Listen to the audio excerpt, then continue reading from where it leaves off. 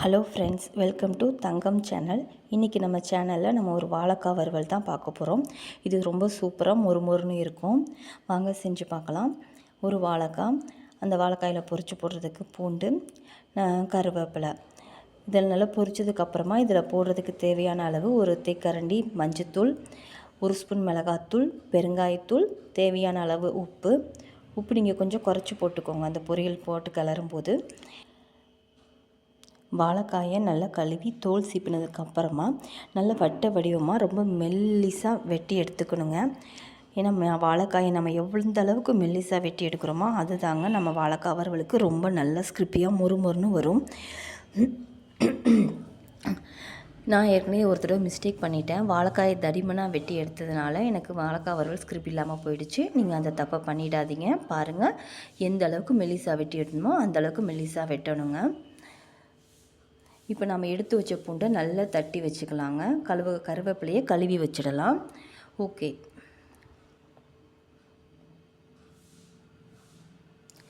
பாருங்கள், பூண்டை நல்லா தட்டியாச்சு.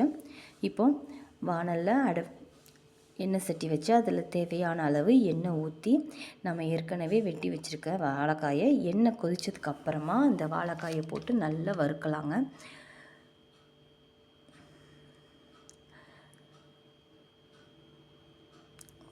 வாழைக்காய் ரொம்ப ப்ரௌன் கலருக்கு மாறிடக்கூடாதுங்க.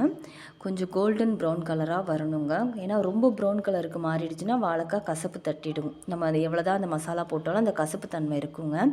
அந்த எண்ணெய் சட்டியில் அந்த சலசலப்பு தன்மை அடங்கணும். நல்லா பார்த்துக்கோங்க. இன்னும் ஒரு 5 நிமிஷம் ஆகட்டுங்க.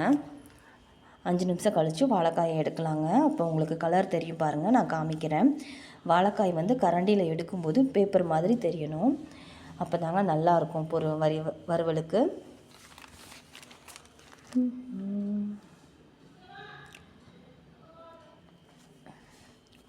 பொதுவாக குழந்தைங்க வந்து காய்கறி விரும்பி சாப்பிடலை அப்படின்னா நீங்கள் வந்து அவங்களுக்கு பிடிச்ச மாதிரி இந்த மாதிரி வாழைக்காய் வறுவல், உருளைக்கிழங்கு வறுவல் இது மாதிரி செஞ்சு கொடுங்க. அவங்க விரும்பி சாப்பிட ஆரம்பிச்சிருவாங்க. இதில் வந்து எல்லா சத்துக்களுமே இருக்குது. என் வீட்லேயுமே என்னோடய பையன் வந்து எந்த காய்கறியுமே சாப்பிட மாட்டான். அப்புறம் அவனுக்காக தான் நான் இந்த மாதிரி டிஃப்ரெண்ட்டாக வெரைட்டியாக டிஷ் வந்து இந்த வாழைக்காய் வறுவல் இந்த மாதிரி செஞ்சு கொடுத்தேங்க. இப்போ அவனே 1 மாதத்துக்குள்ள எப்படியாவது வந்து ஒரு தடவை கேட்குறாம்மா, அந்த வாழைக்காய் வறுவல் அன்றைக்கி செஞ்சிங்கல்லம்மா, அதை செஞ்சு ரசம் வச்சு கொடுங்கம்மா, நல்லா இருந்தது அப்படின்னு. அவங்களுக்கு பிடிச்ச மாதிரி நம்ம மாற்றிக்கிட்டோன்னு வச்சுக்கோங்களேன், அவங்களும் அந்த காய்கறிலாம் சாப்பிட ஆரம்பிச்சிருவாங்கங்க.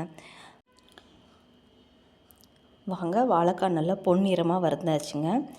அந்த வாழைக்காய் நல்லா பொன்னிறமாக வறுத்தாச்சு. இதை எடுத்துக்கலாங்க.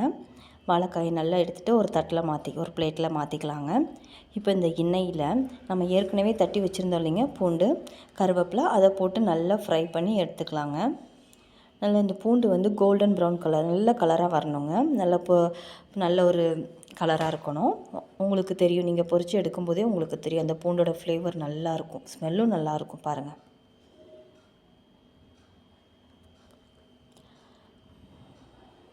இப்போ இந்த பொரித்து வச்ச பூண்டு, கருவேப்பிலை எல்லாம் எடுத்துக்கலாங்க. இப்போ ஒரு பவுலில் நம்ம ஃப்ரை பண்ணி வச்சுருந்த வாழைக்காயை எடுத்து போட்டுட்டு அதில் நம்ம ஏற்கனவே ஃப்ரை பண்ணியிருந்த பூண்டு, கருவேப்பிலையை போட்டுக்கலாம். இப்போ நம்ம ஒரு தட்டில் எடுத்து வச்சுருந்தோம் இல்லைங்க, உப்பு, பெருங்காயத்தூள், மஞ்சத்தூள், மிளகாத்தூள், இதையெல்லாம் அந்த வாழைக்காய் மேலே போட்டு நல்லா ஒரு ஸ்பூன் வச்சு கிளறி விட்டால் போதுங்க. சுவையான வாழைக்காய் வறுவல் ரெடி. நீங்கள் இதை வந்து இந்த உப்பு காரம் எல்லா பக்கமும் படுற மாதிரி நல்லா அந்த மேலையும் கிளையும் வர மாதிரி நீங்கள் அந்த பாத்திரத்தை தூக்கி இது பண்ணி நல்லா கிளறி விடுங்க. உங்களுக்கு இந்த எல்லா வாழைக்காய் மேலேயுமே உங்களுக்கு இந்த உப்பு காரம் நல்லா பட்டாதாங்க சாப்பிட்றதுக்கு நல்லாயிருக்கும். பொதுவாக எல்லார் வீட்லேயுமே 40 வயசுக்கு மேலே உள்ளவங்க வாழைக்காயை சாப்பிட மாட்டாங்க. ஏன்னா கேஸ் ப்ராப்ளம்னு சொல்லுவாங்க. அப்படி இருக்கவங்களுக்கு இந்த வாழைக்காய் வறுவல்லையே நிறைய பூண்டு, கருவேப்பிலை தட்டி போட்டு, நான் யூஸ் பண்ண காரப்பொடிக்கு பதிலாக மிளகை நல்லா பொடி பண்ணி மிளகுத்தூள் போட்டு செஞ்சிங்கன்னா இந்த கேஸ் ப்ராப்ளம்ங்கிறதே வராதுங்க. இது வந்து குழந்தைங்க ரொம்ப விரும்பி சாப்பிடவும் செய்வாங்க. ரசஞ்சாதம், எலுமிச்சை சாதம், சாம்பார் சாதம் இதுக்கெல்லாம் இது நல்ல காம்பினேஷனாக இருக்கும். நீங்கள் இதை வாழைக்காய் வறுவலை வீட்டில் செஞ்சு பாருங்கள், ரொம்ப நல்லாயிருக்கும். இந்த வீடியோ பிடிச்சிருந்தா நீங்கள் லைக் பண்ணுங்கள், மறக்காமல் சப்ஸ்கிரைப் பண்ணிவிடுங்க. எனக்கு இன்னும் நிறைய சப்ஸ்கிரைப்